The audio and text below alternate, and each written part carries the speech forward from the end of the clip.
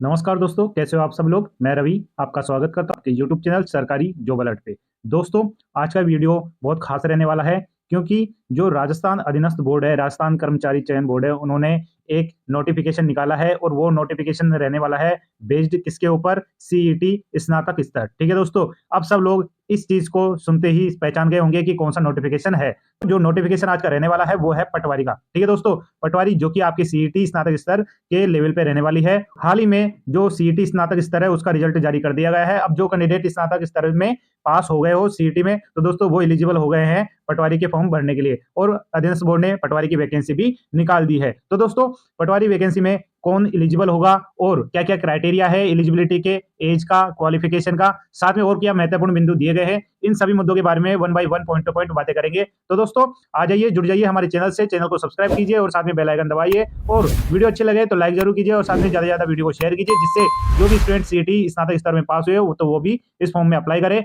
ठीक है, तो दोस्तों यहाँ पे आप देख सकते हो, आपके सामने पीडीएफ है। जो पटवारी का नोटिफिकेशन है वो आपके सामने दिया गया है, पटवारी भर्ती सीधी भर्ती 2025। ठीक है, और साथ में टोटल वैकेंसी की बात कर लेते हैं कि टोटल जो वैकेंसी है वो कितनी आई है। तो दोस्तों यहाँ पे साफ दिया गया है 2020 वैकेंसी है टोटल। ठीक है, टोटल नंबर ऑफ वैकेंसी 2020 है। पिछली बार की तुलना में बहुत कम है, पिछली बार अप्रोक्सीमेटली 5000 के आसपास थी, इस बार 2020 देखने को मिलेगी। इसमें भी आपके दो डिवाइडेशन हो जाते हैं, गैर अनुसूचित क्षेत्र और अनुसूचित क्षेत्र, यानी नॉन टीएसपी और टीएसपी। नॉन टीएसपी में आपको देखने को मिलेगी 1733 पोस्ट और वहीं पे टीएसपी में आपको देखने को मिलेगी 287 यानी 287 पोस्ट देखने को मिलेगी। इस तरह से टोटल हो जाती है 2020 वैकेंसी, जो कि पटवारी की रहने वाली है टोटल। तो दोस्तों, इसमें कौन एलिजिबल होगा, तो शुरुआत में बात करते हैं कि जो कैंडिडेट ग्रेजुएशन लेवल का सीईटी दिया है और पास हो गया है उसमें। ठीक है, यहाँ पे साफ दिया गया है कि जो कर्मचारी चयन बोर्ड की तरफ से सीईटी लगाता है समान पात्रता परीक्षा स्नातक स्तर वाला में, उसमें जो भी योग्य घोषित अभ्यर्थी है वही एलिजिबल होंगे इस फॉर्म को अप्लाई करने के लिए। ठीक है दोस्तों, अब आगे आते हैं कि आगे और क्या चीजें दी गई है। तो दोस्तों,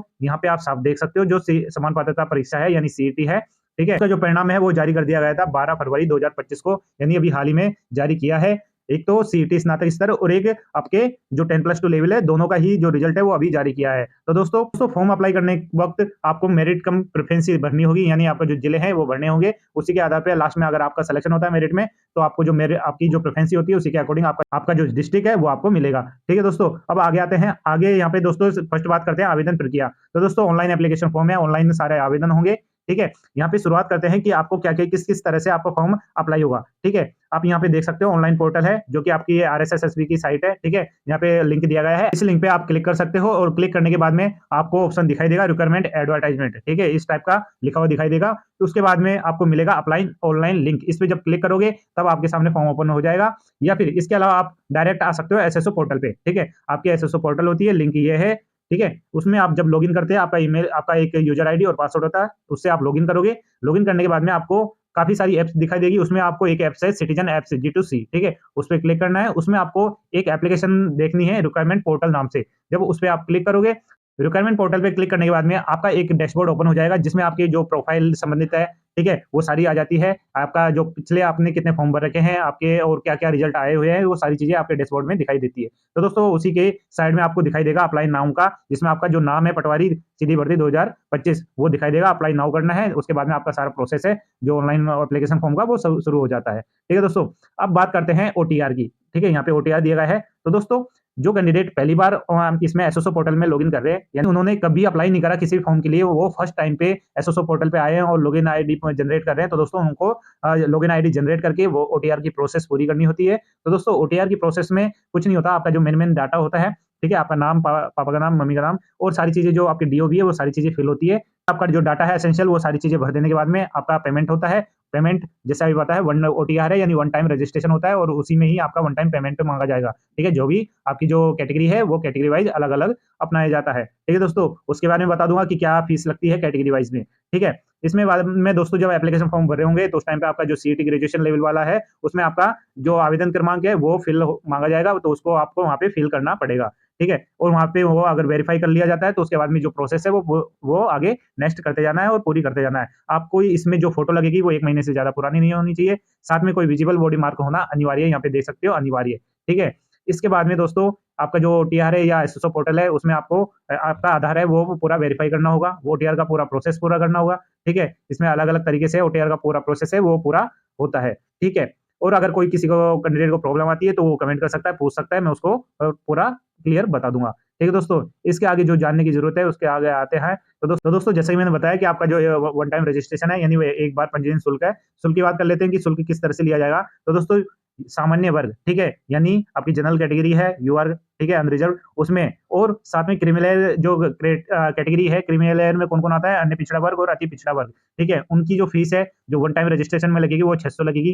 ठीक है, उनके बाद में राजस्थान की नॉन क्रिमिनल है, ठीक है, नॉन क्रिमिनल उसमें भी अन्य पिछड़ा वर्ग, अति पिछड़ा वर्ग और आर्थिक पिछड़ा, आर्थिक रूप से कमजोर वर्ग और एससी एसटी है, तो उनके लगेंगे यहाँ पे 400 रुपए। और उनके अलावा जो बचते हैं दिव्यांगजन, तो उनके लगेगी 400। तो इस तरह से ये कैटेगरी वाइज है, जो वन टाइम रजिस्ट्रेशन होता है, वन टाइम पेमेंट होता है, उसके बाद में जब भी कोई वैकेंसी निकलती है तो आपको कोई पेमेंट करने की जरूरत नहीं होगी। ठीक है दोस्तों, ये ओनली वन टाइम का है पेमेंट रहेगा। तो दोस्तों इसमें आप देख सकते हो कैटेगरी वाइज में आपके जो डिस्ट्रिक्ट वाइज है वो सारी पोस्ट आपको यहाँ पे देखने को मिलेगी। ठीक है, यहाँ पे आप देख सकते हो, यहाँ पे पूरे आपके स्टेट हैं, ठीक है, स्टेट के हैं, यहाँ पे आपके सामान्य वर्ग, ओबीसी, एससी, एसटी और यहाँ पे 12 जिले की जो शहरी जनजाति है तो उनकी कैटेगरी है, यहाँ पे पिछड़ा वर्ग आ गया, यहाँ पे एमबीसी आ गया।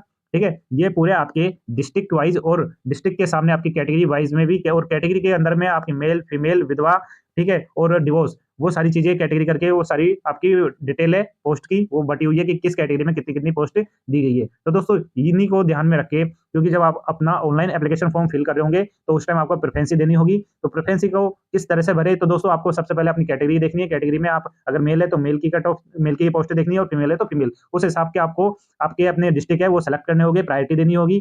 ठीक है, उन प्रायोरिटी को ध्यान में रखते ही ऑनलाइन एप्लीकेशन जब फॉर्म फिल करोगे उस टाइम आपको सारी चीजें प्रेफरेंसी देनी पड़ेगी, क्योंकि ये वन टाइम है, बाद में वापस चेंज नहीं होगा।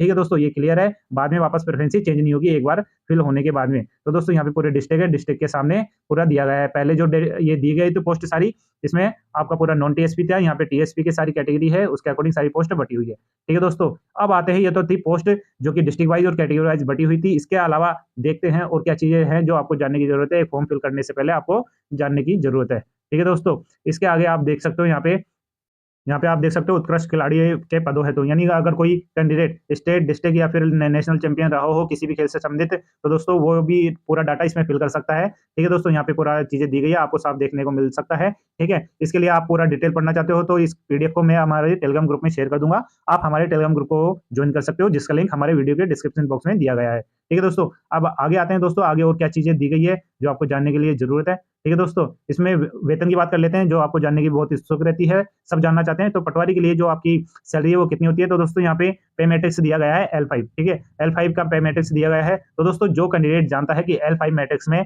आपकी कितनी सैलरी बनती है, तो वो जो कमेंट कर सकता है और बता सकता है कि कितनी सैलरी होती है L5 में पटवारी की। ठीक है दोस्तों, आपकी इसमें क्लियर, जो भी कैंडिडेट जानता हो, इस चीज में नॉलेज रखता हो, तो वो बता सकता है कमेंट में कि प्रोबेशन के टाइम पे कितनी सैलरी रहेगी, और साथ में आपकी जब प्रोबेशन कंप्लीट हो जाएगी तब कितने बनने लग जाएगी आपकी सैलरी। ठीक है दोस्तों, यहाँ पे आप देख सकते हो कि सीधी भर्ती, जब ये आप ज्वाइन करोगे, पटवारी बनोगे, तो आपको परीक्षा काल होगा, यानी प्रोबेशन पीरियड होगा 2 साल का। ठीक है दोस्तों, एलिजिबिलिटी की बात कर लेते हैं दोस्तों। एलिजिबिलिटी जो कि आपकी मेन रहने वाली है, ठीक है, आपको सबसे पहले इसमें एक स्नातक परीक्षा उत्तीर्ण होनी चाहिए, यानी आपकी एक ग्रेजुएट डिग्री होनी चाहिए पास। ठीक है, और साथ में आपका क्या क्या चीज होनी चाहिए, एक तो डिग्री होनी चाहिए, डिग्री के अलावा आपका कंप्यूटर को वाला कोर्स होना चाहिए। अब कंप्यूटर कोर्स अलग अलग तरीके होते हैं, वो यहाँ पे क्लैरिफाई किया गया है।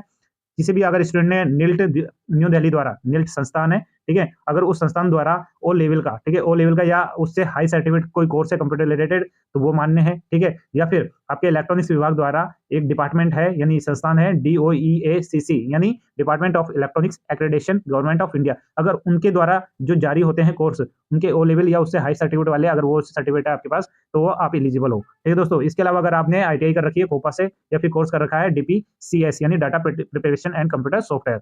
इसके अलावा बात करते हैं दोस्तों, अगर किसी कैंडिडेट ने अगर कोई डिप्लोमा या डिग्री कर रखा है कंप्यूटर साइंस से, तो वो एलिजिबल है, या पॉलिटेक्निक कर रखा है 3 साल वाला, तो वो एलिजिबल है। साथ में इंजीनियरिंग करी हुई है किसी भी इंजीनियरिंग फील्ड से, तो वो अलाउ है, या फिर कोई कैंडिडेट नॉर्मल RACIT वाला कोर्स करा हुआ है, तो वो भी अलाउ है। तो दोस्तों इस तरह से देख सकते हो कंप्यूटर कोर्स के अलग अलग आपके सर्टिफिकेट कोर्स है जो आप इसमें एलिजिबल है। आपकी 2 ही चीजें हैं इसमें जरूरी, एक तो आपकी डिग्री है, डिग्री के अलावा कंप्यूटर कोर्स है, जो कि आपके यहाँ पे पूरा क्लेरिफिकेशन कर रखा है। ठीक है दोस्तों, इस तरह से आपकी जो एलिजिबिलिटी है, आपका क्राइटेरिया है, वो पूरा इस तरह से होता है। जो भी कैंडिडेट इस एलिजिबिलिटी को, क्राइटेरिया को पूरा कर रहा है, तो दोस्तों वो फॉर्म फिल कर सकता है। एलिजिबिलिटी का जो क्राइटेरिया उसको मैंने पूरा समझा दिया है। ठीक है दोस्तों, इसके बाद आगे आते हैं। तो दोस्तों आगे यहाँ पे योग्यता देख रही है, आपका स्वास्थ्य और कैरेक्टर, वो सारी चीजें सही होनी चाहिए। ठीक है दोस्तों, इसके अलावा देखते हैं और क्या चीजें हैं आपको जानने की जरूरत है। तो दोस्तों आयु की बात कर लेते हैं। आयु में दोस्तों आप जानते हो जो मिनिमम एज है वो 18 की रहने वाली है, और उसके बाद में 40 साल की एज है मैक्सिमम, ठीक है। मिनिमम 18 मैक्सिमम 40, उसके बाद में जो एज के जो कैटेगरी के अकॉर्डिंग जो रिलैक्सेशन होता है वो अलग चीजें होती है, जो आप यहाँ पे देखने को मिल रहा है, ठीक है दोस्तों। यहाँ पे रिलैक्सेशन है, हर कैटेगरी की साथ पूरी बताई गई है कि किस कैटेगरी में कितनी छूट है। तो दोस्तों आप यहाँ पे देख सकते हो मिनिमम आपका 5 साल का रिलैक्सेशन है, ठीक है, वो तो रहेगा ही रहेगा। उसके अलावा अलग अलग कैटेगरी है उनमें भी रिलैक्सेशन रहेगा, ठीक है। कि आपके जो ऑनलाइन आवेदन है वो कब से स्टार्ट होंगे, तो दोस्तों यहाँ पे क्लियर आप देख सकते हो 22 फरवरी 2025, ठीक है। 22 फरवरी 2025 से आपके फॉर्म स्टार्ट होंगे और 23 मार्च 2025 को आपके लास्ट डेट रहने वाली है। तो ये दौरान है, इस टाइम पीरियड के दौरान आप अपना जो फॉर्म है वो फिल कर सकते हो, ठीक है। इसके बाद में बात करेंगे कि एग्जाम डेट, तो दोस्तों ये डेट है वो पहले से ही डिसाइडेड है, क्योंकि जब कैलेंडर आया था नवंबर के समथिंग आपके अधीनस्थ बोर्ड का पूरा कैलेंडर जारी हुआ था 2025 की जितनी भी एग्जाम्स लगेगी। तो दोस्तों मैंने भी उस पूरे एक वीडियो बनाया था, कंप्लीट वीडियो। अगर किसी कैंडिडेट ने वो वीडियो नहीं देखा तो अभी आप हमारे चैनल में जा सकते हैं, प्लेलिस्ट में आपको पूरी अधीनस्थ बोर्ड का फोल्डर मिलेगा, वहाँ पे आपको सारी वो वीडियो मिल जाएगी। उसमें मैंने 2025 में जितनी भी आयोजित होगी एग्जाम, जिनके नोटिफिकेशन निकल चुके हैं और जिनके निकलना बाकी है, वो सभी एग्जाम डेट है वो मैंने सारी क्लेरिफाई करी है उनके एग्जाम कैलेंडर के अकॉर्डिंग, ठीक है दोस्तों। एग्जाम डेट की मैं बता देता हूँ, पटवारी की जो एग्जाम डेट है वो कब लगने वाली है। तो दोस्तों आपको जो एग्जाम डेट है वो देखने को मिलेगी 11 मई 2025 को। तो दोस्तों अभी फरवरी चल रहा है, मार्च तक आपके आवेदन है, आपके पास मात्र आवेदन होने के बाद में आपके मात्र 1.5 महीने का टाइम मिलेगा। 1.5 महीने के अंदर आपके जो एग्जाम है वो कंडक्ट हो जाएगी 11 मई 2025, ठीक है दोस्तों। आप जो एग्जाम है आपकी ऑफलाइन लगेगी OMR बेस्ड, ओके। और जो आपका एडमिट कार्ड है वो 10 दिन पहले आपके या तो एडमिट कार्ड जारी हो जाएंगे, या फिर आपका डिस्ट्रिक्ट का लोकेशन है, सीट इंटीमेशन है, वो पता लग जाएगा कि आपका जो एग्जाम है वो किस डिस्ट्रिक्ट में आयोजित होने वाला है, ठीक है दोस्तों। इसके बाद में दोस्तों और क्या चीज़ है जो आपको जानने की ज़रूरत है। तो दोस्तों आगे आप यहाँ पे देख सकते हो आवेदन कैसे करें, यानी पूरा प्रोसीजर बताया गया है कि किस तरह से आवेदन करते हैं और क्या-क्या चीज़ें आपको परेशानी का जो सामना है वो करने को मिलेगा, और साथ में उसका जो सॉल्यूशन है वो किस तरह से होगा। तो दोस्तों जो फ़ोटो है, फ़ोटो और साइन वो उनका जो अपलोड करोगे, उनका जो मेजरमेंट है किस तरह से होना चाहिए, क्या नहीं होना चाहिए। तो दोस्तों मैंने पहले ही बता दिया, आपकी जो फ़ोटो है 1 महीने से पुरानी नहीं होनी चाहिए, ठीक है दोस्तों। आपका जो बैकग्राउंड है फ़ोटो का पीछे का वो बिल्कुल साफ होना चाहिए। साइज़ की बात करते हैं दोस्तों, फ़ोटो की जो साइज़ है वो आपकी 50 केबी से लेके 100 केबी के बीच रहनी चाहिए। ठीक है दोस्तों, हस्ताक्षर की बात करते हैं साइन की, तो दोस्तों इसमें भी आपके बिल्कुल सही रहने चाहिए साइन, ठीक है। साइज़ की बात करते हैं तो 20 केबी से लेके 50 केबी के बीच की साइज़ आपकी यहाँ पे देखने को मिलेगी। साथ में जब आपका जो एग्ज़ाम कंडक्ट होगा 11 मई 2025 को, उसके बाद में आपके ऑफिशियल आंसर की जारी कर दी जाएगी। उसके बाद में किसी भी क्वेश्चन पे अगर आपको डाउट होता है, किसी भी अगर क्वेश्चन में मिस्टेक नज़र आती है, तो दोस्तों आप उसपे आपत्ति जता सकते हो। उसके लिए आपको वापस फॉर्म भरना होगा, ₹100 जमा करा के पर क्वेश्चन के अकॉर्डिंग। ठीक है दोस्तों, उसके लिए आपका लिंक है वो जनरेट हो जाएगा उसके बाद में ऑफिशियल आंसर की जारी होने के बाद में। ठीक है दोस्तों, उसके बाद में यहाँ पूरी प्रक्रिया अपनाई गई है, जो भी संशोधन की है, अगर कोई गलती हो जाती है आपसे, तो दोस्तों उसकी संशोधन की जो प्रक्रिया है वो किस तरह से अपनाई जाती है। तो दोस्तों होता यही है, जब आपके ये पूरा प्रोसीजर अपनाया जाएगा आवेदन का, उसके बाद में आपका टाइम मिलेगा, आपको संशोधन के लिए टाइम दिया जाएगा। ठीक है दोस्तों, आप निश्चिंत रहिए, जब आपका 23 मार्च 2025 को आपके जब फॉर्म में एंड हो जाएँगे, फिल होना, उसके बाद में आपकी डेट जारी होगी, उस दौरान आप कुछ चीज़ें हैं एसेंशियल जो आप चेंज कर सकते हो। ठीक है दोस्तों? उसके लिए आपको पहले से ही तरीके से भरना होगा फॉर्म। ठीक है? इसके बाद में आगे आते हैं और क्या चीज़ें दी गई है। तो दोस्तों आगे आते हैं। आगे दोस्तों यहाँ पे देखने को मिलेगा आपके जो एग्ज़ाम स्कीम है और सिलेबस है वो देखने को मिलेगा। तो दोस्तों इसमें मैं अभी नॉर्मल बता देता हूँ। हालाँकि मैं इसके लिए जो आपका एग्ज़ाम में पैटर्न है, स्कीम है और सिलेबस है, इसका पूरा अलग से वीडियो बनाऊँगा। ठीक है? उसमें बिल्कुल आराम से एक-एक पॉइंट टू पॉइंट बारे में बात करेंगे कि क्या-क्या टॉपिक दिए गए हैं और क्या नहीं दिए गए। तो अभी मैं फटाफट बता देता हूँ कि जो आपका एग्ज़ाम पैटर्न है वो किस तरह से रहने वाला है। इसमें आपके जो टोटल क्वेश्चन रहेंगे वो 150 रहेंगे। ठीक है? 150 क्वेश्चन रहेंगे और जो मार्क्स रहेंगे आपके 300, यानी 1 क्वेश्चन 2 मार्क्स का रहेगा। ठीक है? टॉपिक की बात करते हैं, सब्जेक्ट की बात करते हैं, तो दोस्तों सब्जेक्ट इसमें आप देख सकते हो। पहले आपके क्वेश्चन की बात करते हैं दोस्तों, स्टार्टिंग में आपके 38 क्वेश्चन नंबर ऑफ क्वेश्चन है। अब वो 38 क्वेश्चन किस तरह से बनेंगे, आपके जनरल साइंस के होंगे, history, polity, geography of India, GK और करंट अफेयर, इनको मिला के आपके 38 क्वेश्चन बनेंगे। ठीक है? इसके अलावा 30 क्वेश्चन आपकी geography, history, culture and polity, जो कि राजस्थान के बेस्ट होगी, उन्हीं के ऊपर आपके 30 क्वेश्चन बनेंगे। उसके बाद में 22 क्वेश्चन बनेंगे आपके जनरल हिंदी और इंग्लिश के, दोनों मिला के आपके 22 क्वेश्चन। ठीक है? और उसके बाद में 45 क्वेश्चन बनेंगे आपके जो मेंटल एबिलिटी, रीजनिंग और बेसिक न्यूमेरिकल एफिशिएंसी, इनके आपके 45 क्वेश्चन बनेंगे। 15 क्वेश्चन बनेंगे आपके बेसिक कंप्यूटर के। तो दोस्तों ये सारे मिला के आपके 150 क्वेश्चन हो जाते हैं। एक-एक क्वेश्चन 2 मार्क्स के रहेंगे। इस तरह से टोटल आपके 300 मार्क्स का आपको यहाँ पे जो आपका एग्जाम स्कीम है वो देखने को मिलेगी। ठीक है? और साथ में नेगेटिव मार्किंग की बात करते हैं। नेगेटिव मार्किंग आपके दोस्तों यहाँ पे रहेगी 1/3, 1/3 नेगेटिव मार्किंग रहेगी। ठीक है? और टाइम की बात कर लेते हैं दोस्तों, इसके लिए आपको 150 क्वेश्चन के लिए मिलेगा 3 घंटे का टाइम। 3 घंटे के टाइम में आपको 150 क्वेश्चन कंप्लीट करने होंगे। ठीक है। नेगेटिव मार्किंग को ध्यान रखना है, 1/3 नेगेटिव मार्किंग है। साथ में आपका जो एग्जाम है, अगर नंबर ऑफ शिफ्ट में ज्यादा होता है, नंबर ऑफ कैंडिडेट ज्यादा आ जाते हैं, शिफ्ट ज्यादा होती है, तो दोस्तों नॉर्मलाइजेशन का जो फॉर्मूला है वो भी अपनाया जा सकता है। दोस्तों इस चीज का आपको ध्यान रखना है, अगर नंबर ऑफ शिफ्ट में एग्जाम कंडक्ट होती है तो नॉर्मलाइजेशन अपनाया जा सकता है, क्योंकि पिछली जो वैकेंसी थी उसमें भी 10 से लेकर 12 मार्क्स का काफी वेरिएशन देखने को मिला था। किसी के बढ़ गए थे, किसी के कम हो गए थे। रिजल्ट यही रहा कि जिनके कम थे उनके तो बढ़ गए और वो पास हो गए, और जो पास होने की आशंका में थे, ठीक है, उनके और कम हो गए। तो दोस्तों कुछ भी हो सकता है, तो आपको अपनी जो एफिशिएंसी है अटेम्प्ट करने की वो बिल्कुल सही रखनी है 1/3 नेगेटिव मार्किंग को देखते हुए। तो दोस्तों यहाँ पे सिलेबस है। सिलेबस में दोस्तों सबसे पहले आपको पहले बता दिया, पहले आपके general science, history, polity, geography India, GK और करंट अफेयर्स आएंगे। उसके बाद में यहाँ पे सारे टॉपिक है, ये टॉपिक कौन कौन से जनरेट होते हैं। उसके बाद में राजस्थान में आपकी ज्योग्राफी, हिस्ट्री, कल्चर, पॉलिटी आएगी, ठीक है, टॉपिक यहाँ पे क्लैरिफाई किए गए हैं। उसके बाद में जनरल हिंदी और इंग्लिश का ये सब्जेक्ट है, टॉपिक आपके सामने यहाँ पे है, जनरल हिंदी और जनरल इंग्लिश के, ठीक है। इसके बाद में मैथ्स और रीजनिंग की बात करते हैं, तो यहाँ मैथ और रीजनिंग के सारे टॉपिक यहाँ पे दिए गए हैं, जो आप आम हर एग्जाम के अंदर देखने को मिलेंगे। उसके बाद बेसिक कंप्यूटर के ये टॉपिक है, जिनके अंतर्गत ही आपके क्वेश्चन आने वाले हैं। तो दोस्तों इस तरह से मैंने एग्जाम स्कीम और पैटर्न ये चीजें क्लैरिफाई कर दी है। अब एक महत्वपूर्ण सूचना, जो अभी हाल ही में आरएस का रिजल्ट जारी हुआ था, उसमें काफी कैंडिडेट ने गलती करी थी, चीज मैं आपको क्लेरिफाई कर रहा हूं। हालांकि हर जब नोटिफिकेशन आता था, चाहे आरपीएससी के रिलेटेड हो या फिर अधीनस्थ बोर्ड के रिलेटेड, क्योंकि जो एक नई पैटर्न या नई स्कीम जारी करी है उसके अकॉर्डिंग दोस्तों मैं हर बार आपको क्लेरिफाई करता था जब भी नया नोटिफिकेशन आता था, ठीक है। उसका जो रिजल्ट है अब भुगतना पड़ रहा है काफी स्टूडेंट को, ठीक है। हुआ ये कि अभी आरएस के प्री का रिजल्ट आया, ठीक है। उसमें उसमें 1680 कैंडिडेट ऐसे निकले हैं जिन्होंने पांचवा ऑप्शन फिल नहीं करा। अब दोस्तों जो जानते हैं वो तो समझ गए होंगे, अब जो नहीं जानते, पहली बार हो सकता है एग्जाम दे रहे हो, इन चीजों का नॉलेज ना हो, तो दोस्तों आपको मैं क्लियर करता हूँ कि कुछ एग्जाम से मैं लगभग 1-1.5 साल हो गई, एक पैटर्न लागू करा है, ठीक है, चाहे वो अधीनस्थ बोर्ड की कोई भी एग्जाम हो या आरपीएससी की कोई भी एग्जाम हो। तो दोस्तों उसमें पैटर्न ये रहा है कि हाल आप देख रहे होंगे हर एग्जाम में आपके 4 ऑप्शन आते थे, ठीक है, 4 ऑप्शन आते थे। आपको इस बार एक पांचवा ऑप्शन देखने को मिला है, कम से कम 1.5-2 साल है जितनी एग्जाम्स हो चुकी है उनमें काफी बार ये 5 ऑप्शन का फॉर्मूला है वो अपनाया जा रहा है। तो दोस्तों पहले आपको 4 ऑप्शन दिखाई देते थे, अब आएंगे 5, ठीक है, ये 5वां एक एक्स्ट्रा आएगा। तो दोस्तों होता ये है कि 4 क्वेश्चनों में अगर आपको कोई नहीं आता तो आप पहले छोड़ दिया करते थे, पर इस बार आपको छोड़ना नहीं है। अगर आपको कोई क्वेश्चन नहीं आ रहा तो आपको जो 5वां ऑप्शन है वो पूरा फिल करना है, चाहे वो कितने भी क्वेश्चन हो। यानी आपकी जो ओएमआर है, ओएमआर में एक भी जो होल है वो नहीं छूटना चाहिए। जिसमें अगर आ रहे हो उसमें तो आप फिल करोगे, अगर नहीं आ रहा तो उसमें 5वां जो होल है वो फिल करना ही है, ठीक है। ये अनिवार्य है, मैंडेटरी है। तो दोस्तों इसी का जो परिणाम है, 1680 कैंडिडेट को भुगतना पड़ रहा है आरएस प्री के, और वो 1680 जो कैंडिडेट है उनमें हो सकता है कम से कम 50, 100, 200, 300, हो सकता है ज्यादा वो कैंडिडेट आरएस प्री क्वालिफाई कर रहे हो, पर दोस्तों वो 5वां ऑप्शन फिल नहीं करने के कारण उनकी कॉपियां भी चेक नहीं हुई। तो दोस्तों इस चीज का आपको ध्यान रखना है। मैं वापस बोल रहा हूँ, हमें 5 ऑप्शन आएंगे, 5 ऑप्शन में से आपको अगर वो क्वेश्चन नहीं आ रहा, ठीक है, नहीं आ रहा, तो आपको 5वां जो होल है वो फिल करना पड़ेगा, ठीक है।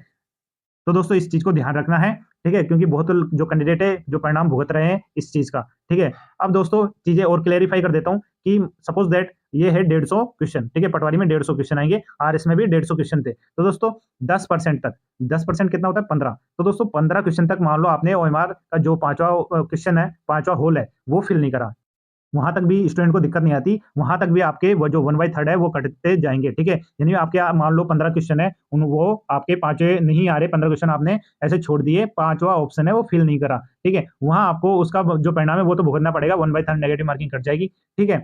पर आपने 15 से ज्यादा अगर एक क्वेश्चन भी जिसका होल है 5वां नहीं फिल करा, ठीक है, आपको नहीं आ रहा, आपने फिल नहीं करा, तो दोस्तों आप वहां उस भर्ती से बाहर हो जाओगे, ठीक है। इस बात को ध्यान रखना है, क्योंकि काफी कैंडिडेट है उन्होंने यही गलती करी है, ठीक है। तो आपको ध्यान रखना है, आप पेपर में टाइम टू टाइम आपको फिल करते जाना है, जो आ रहे हैं वो कर देना है, आपको नहीं आ रहा तो 5वां ऑप्शन को फिल करते जाना है, क्योंकि 3 घंटे का टाइम तो मिलता है दोस्तों, पर वो 3 घंटे भी कब गायब हो जाते हैं वो आपको पता भी नहीं चलता, और उनके जो परिणाम है वो भुगत रहे हैं 1680 कैंडिडेट। तो दोस्तों आरएस जो परीक्षा बहुत बड़ी हो जाती है, उस एग्जाम में भी यही गलतियां अगर कैंडिडेट कर रहे हैं, तो काफी एग्जाम छोटी मोटी होती है, उनमें भी अगर ऐसे करेंगे तो हर जो भर्ती से है वो स्टूडेंट बाहर हो जाएगा। तो दोस्तों इस चीज का आपको ध्यान रखना है, अगर जो कैंडिडेट जानते हो इस चीज को तो वो अपने भी जो सके वो भी अपने साथियों को समझाइए और दूसरों को भी इस चीज की नॉलेज दे, ठीक है दोस्तों। तो जो चीज महत्वपूर्ण थी वो मैंने आपको सारी बता दी है, आप देख सकते हो यहाँ पे मैं 10% तक 1/3 घटाए जाएंगे, ठीक है, हो गया, जो मैंने बताया था वो साफ यहाँ पे लिखा हुआ है, ठीक है। और यहाँ पे साफ दिया गया है more than 10% question will be disqualified, यानी अगर 10% से ज्यादा अगर और होल छोटा क्वेश्चन होगा तो दोस्तों आप डिस्क्वालीफाइड कर दिए जाओगे, चाहे आपके कितने ही अच्छे मार्क्स क्यों ना रहो, आपकी कॉपी भी चेक नहीं हो पाएगी, ठीक है, आपके डायरेक्ट ओएमआर है वहीं से रिजेक्ट कर दी जाएगी। तो दोस्तों नोटिफिकेशन में जो जितना महत्वपूर्ण सूचना देनी थी मैंने सारी चीजें आपको बता दी है, क्लियर कर दी है। तो दोस्तों जो कैंडिडेट अब तक हमारी वीडियो को देख रहे हैं, अगर वीडियो अच्छी लगे तो लाइक कीजिए और वीडियो को ज़्यादा से ज़्यादा शेयर कीजिए। तो दोस्तों इस वीडियो को मैं यहीं समाप्त करता हूँ। मिलता हूँ एक नए अपडेट, नए नोटिफिकेशन के साथ में। और जो कैंडिडेट अब तक हमारे चैनल को सब्सक्राइब नहीं करा हो, सब्सक्राइब कर लीजिए, साथ में बेल आइकन दबाना ना भूलें, जिससे आगामी जो भी कोई अपडेट हो वो आप तक टाइम पे पहुंच सके। ठीक है दोस्तों, मिलता हूँ एक नए अपडेट, नए नोटिफिकेशन और नए रिजल्ट के साथ में। धन्यवाद। जय हिंद।